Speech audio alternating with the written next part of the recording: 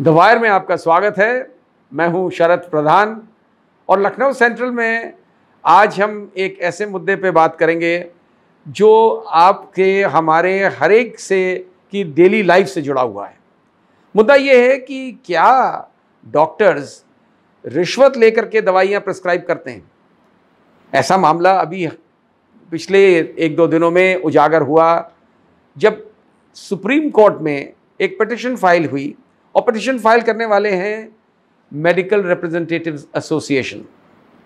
और उसमें ये कहा गया कि कम से कम 1000 करोड़ रुपया एक कंपनी ने डॉक्टरों को बांटने में खर्च किया ताकि उन्हें अपनी कंपनी की वो दवा का प्रिस्क्रिप्शन बड़े ज़ोरों में वाइड स्प्रेड तरीके से मिल जाए। और वही हुआ। कोरोना काल में आपने सबने देखा होगा कि अधिकतर डॉक्टर्स जो है वो प्रिस्क्राइब कर रहे थे बुखार के लिए डोलो दवाई। अब डोलो एक ब्रांड नेम है, जो जेनरिक मेडिसिन उसकी है वो पैरासीटामॉल है, सब जानते हैं पैरासीटामॉल, और बहुत सस्ती मिलती है। लेकिन डोलो स्लाइटली महंगी थी और डोलो के जिस डॉक्टर के पास जाइए आमतौर पे लोग डोलो ही प्रिस्क्राइब करते थे, और आज भी जो इस तरह वायरल फैल रहा है डोलो प्रिस्क्राइब की जाती है। और ये मामला सुप्रीम कोर्ट में जैसे ही पहुंचा तो इंटरेस्टिंग बात यह है, सबसे और बड़ी सिग्निफिकेंट बात है कि सुप्रीम कोर्ट की वो बेंच जो जस्टिस DY चंद्रचूड़ और जस्टिस AS बोपन्ना की बेंच है, बड़ी महत्वपूर्ण बेंच है, बहुत ही सीनियर जजेस हैं, उन्होंने इसका बड़ा सीरियस नोट लिया, बड़ा गंभीरता से इसको लिया इस इशू को। और जस्टिस चंद्रचूड़ ने तो कोर्ट में एक बात कह दी कि हाँ, ये दवा तो मुझे भी दी गई थी जब मुझे कोविड हुआ था। तो उन्होंने कहा ये बड़ा सीरियस मैटर है और इसको हमें इसकी गहराई तक जाना पड़ेगा, इसकी तह तक पहुंचना पड़ेगा।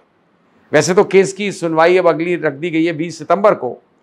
लेकिन तब से ये इशू बहुत चर्चा में है कि क्या ये सही हो सकता है कि डॉक्टर्स सिर्फ इसलिए प्रिस्क्राइब करें क्योंकि उनको बहुत सारे फ़ायदे मिल चुके हैं उस मैन्युफैक्चरिंग कंपनी से, ताकि वो वही दवा प्रिस्क्राइब करें। वैसे उसके तमाम ऑप्शंस हैं दवाइयों के, इस दवा के, लेकिन ये फैक्ट है कि लोग जो हैं उसी को ढूंढा करते थे बाज़ार में। और हमें तो ये भी बताया गया कि ऐसी स्थिति हो गई थी उस टाइम में कि डोलो बाज़ार से बिल्कुल मतलब इतनी ज़्यादा बिकने लगी थी कि बाज़ार में स्टॉक्स बहुत कम हो गए थे, कहीं कहीं मिलती नहीं थी। लेकिन ये सोचने वाली बात है, और उसमें जो आरोप लगाया गया है इस पिटिशन में वो तो ये है कि 1000 करोड़ की फ्रीबीज बांटे हैं उस मैन्युफैक्चरिंग कंपनी ने जो ये दवा बनाती है। क्या ये मुमकिन है कि कोई कंपनी 1000 करोड़ रुपया खर्च कर दे एक ऐसी दवा के लिए जो मतलब सिर्फ एक इंसेंटिव के फॉर्म पे पकड़े, या चाहे उसको रिश्वत कहिए, चाहे कमीशन कहिए, चाहे डिग्निफाइड भाषा में इंसेंटिव कहिए, के तौर पे इतना पैसा खर्च कर देगी कि वो दवाई इतनी ज़्यादा, मतलब अगर कोई 1000 करोड़ खर्च कर रहा है सिर्फ इस काम के लिए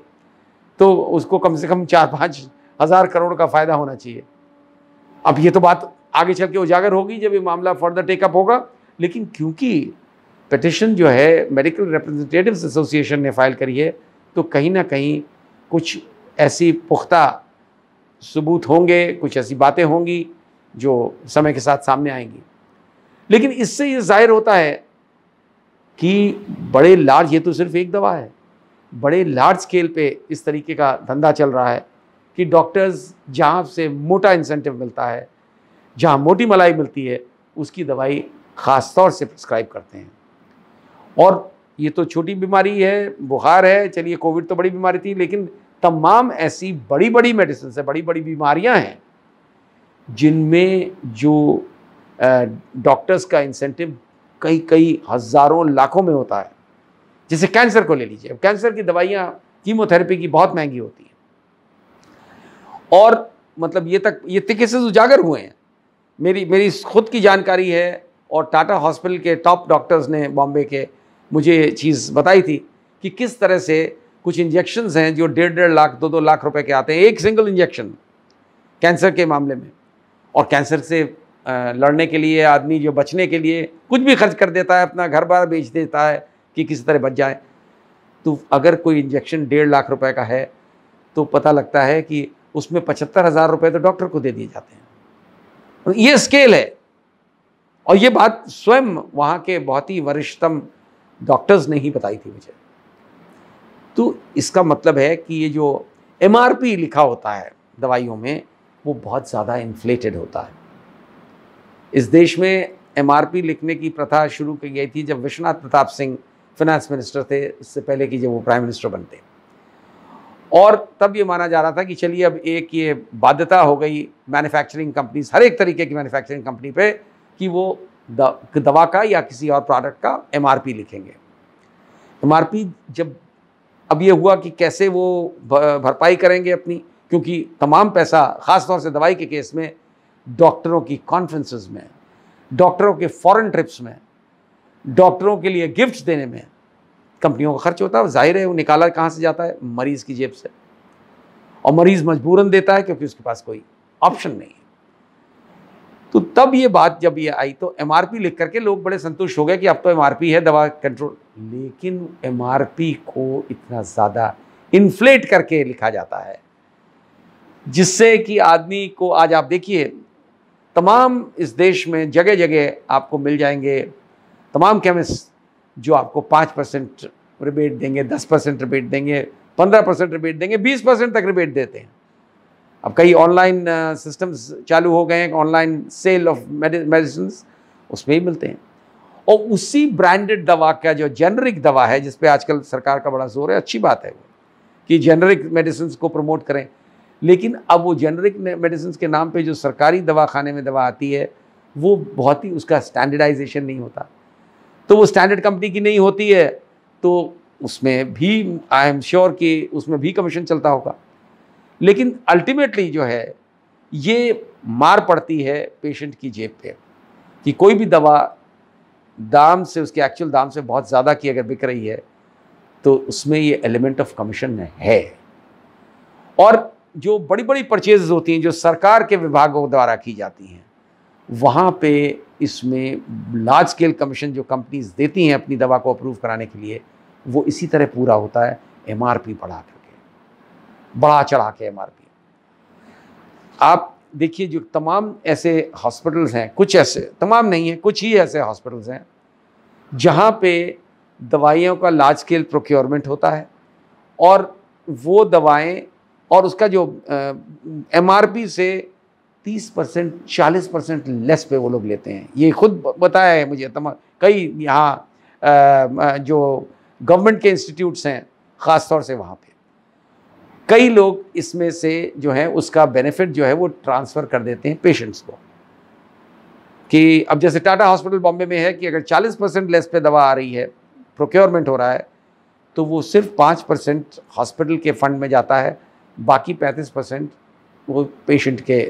को दे दिया जाता है, जो बहुत अच्छी बात है। और ये, लेकिन प्राइवेट हॉस्पिटल्स में कुछ ऐसे भी हॉस्पिटल्स हैं जो MRP से ज़्यादा रेट ले लेते हैं, जी हाँ, और मजबूरी में डॉक्टर लेता है, और उनके यहाँ रूल है कि आपको दवा वहीं से खरीदनी है। तो इस तरीके का रैकेट जिसमें मरीज को लूटा जा रहा है, ये बड़े ज़ोरों में चल रहा है, और ये आज की डेट में अगर ये उजागर हुआ डोलो के कारण तो ये बहुत बड़ी बात है। अब सुप्रीम कोर्ट इस पर फाइनली क्या व्यू लेता है ये तो समय बताएगा, लेकिन आज की डेट में ये बहुत साफ है कि पैसे का लेन देन करके, रिश्वतखोरी करके, कमीशनबाजी करके ऐसे भी डॉक्टर्स हैं जो जान की कीमत अपने कमीशन से निकालते हैं, और उन्हें कोई गुरेज नहीं होता इस बात पे कि दवा जो है हम इसलिए लिख रहे हैं क्योंकि उसमें उनको पर्सनल गेन हो रहा है, इसलिए नहीं कि मरीज़ का बेनिफिट हो रहा है। और किस तरीके से ये चीज़, ये मिसयूज़ जो है ये कैसे रुकेगा, ये तो बड़ा मुश्किल काम है लगता है, क्योंकि इसमें इतने व्हील्स विद इन व्हील्स होंगे और इतने लोग इसमें शामिल होंगे इस रैकेट में। देखें, उम्मीद करी जा रही है कि क्योंकि ये मामला जस्टिस DY चंद्रचूड़ ने टेकअप किया है सीरियसली, तो दूध का दूध, पानी का पानी ज़रूर होगा।